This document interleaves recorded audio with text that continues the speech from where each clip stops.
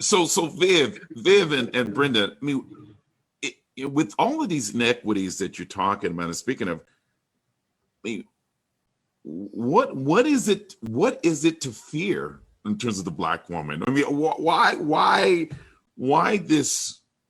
I think it's intentional in terms of some of the things that you both talked about, but is there something we don't know? Why are we not doing right by Black women? I think in the workplace, I think in many cases, Black women are invisible.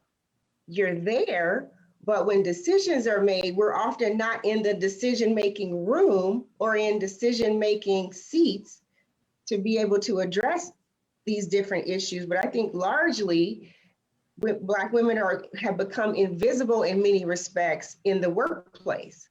And it's up to us to speak up and say, oh no, wait a minute, we need to address this. Yeah, and it's historic and it's systemic, you know, in terms of the treatment of Black women in this country.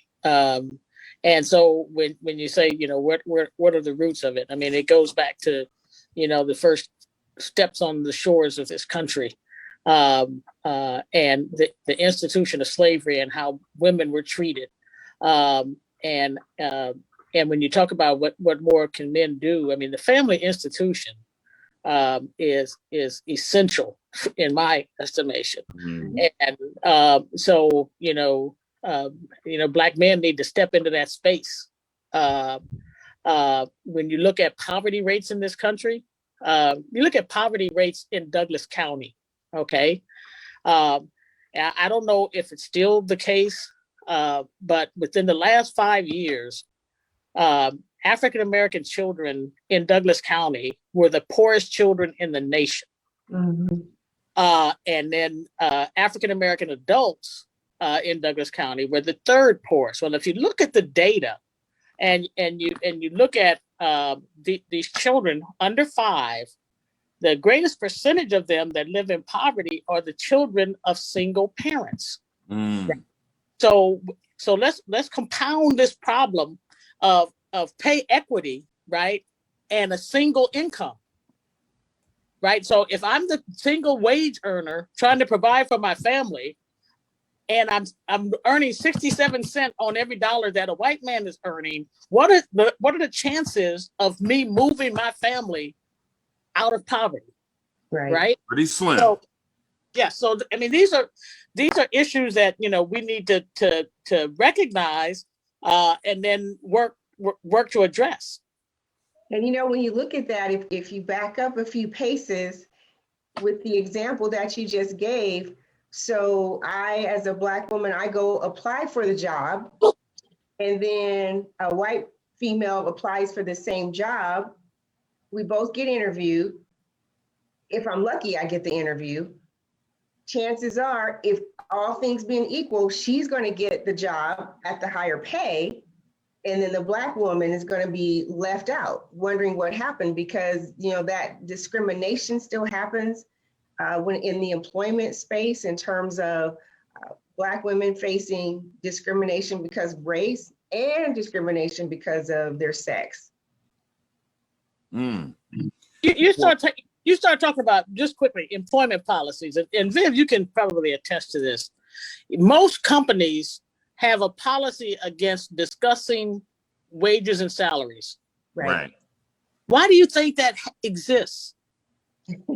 So you won't know how much you're underpaid. So you won't know how inequitable the pay system is in the company that you were. That's the precise reason why you know these policies you can't discuss your wages or your salaries, you know, and by happenstance, in one of my previous employment settings, I happened to see a white male colleague's pay stub sitting on his desk, and oh my God, you know, same classification. I had more experience, more seniority, and he was earning more, right?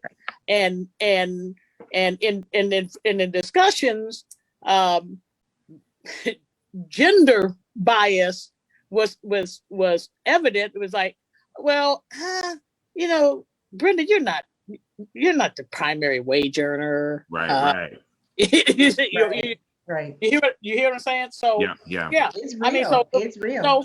So when we're talking about, what men can do, what Black men can do, they can join with us, in advocating to change these systems, and to break down these systems that have held us back for centuries. I mean, we're bordering on centuries. I mean, look, it's right.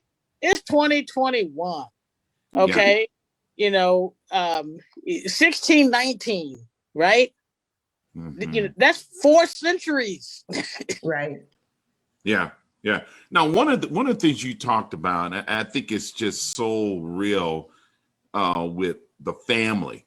And so if we look at, really how you lay it out, I think it's like 70% if we just drill it down to our area as far as Douglas County of individuals, females having babies out of wedlock, men not being in the home. In terms of, I think, brother, how can men help, right? But there are some things that if we don't figure out how we turn this thing around with the numbers that even Brenda, you pointed out, and that we've been talking about, that trajectory, what now in terms of the meat of why we're here, what's our future going to look like in terms of solutions? And I think you guys pointed on some already. Vote, men joining together. So I think we haven't just been talking about gloom and doom. There's been some solutions, but let's weigh in a little bit more. How do we strengthen that family and that we know we need to help us forge us forward? I just want to back up because you talked about, I mean, you just made reference to about voting, right? And let me leave this with you, right? You look at political activism, right? And Black women by far, unquestionably, are leading that charge, right? Absolutely. Okay. 96%, 95+% of Black women voted for Biden, right? You look at the percentage of Black men who voted for Trump, okay? And then try to explain, then ask me the question, what can Black men do to support Black women? Yeah. That's heavy. You're right. So Viv, your family, I mean, I don't know if it's an attack on families, but in terms of the breakdown of family, in terms of the Black, we know that the Black woman has been the backbone when you think about the Black family culture-wise. But this seems there's a ongoing attack, continuously to break us apart, break it down. What may we do to strengthen that Black family?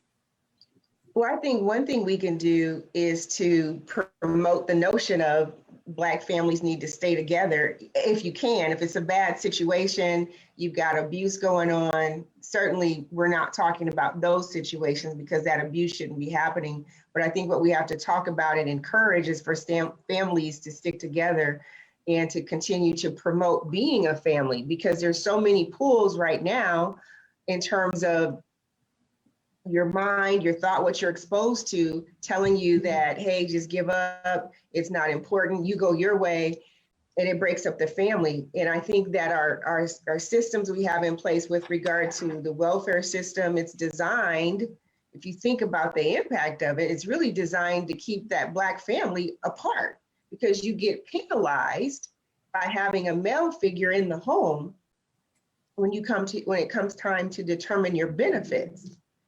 So I think those systems that we have in place right now really deter individuals from really being that strong family unit.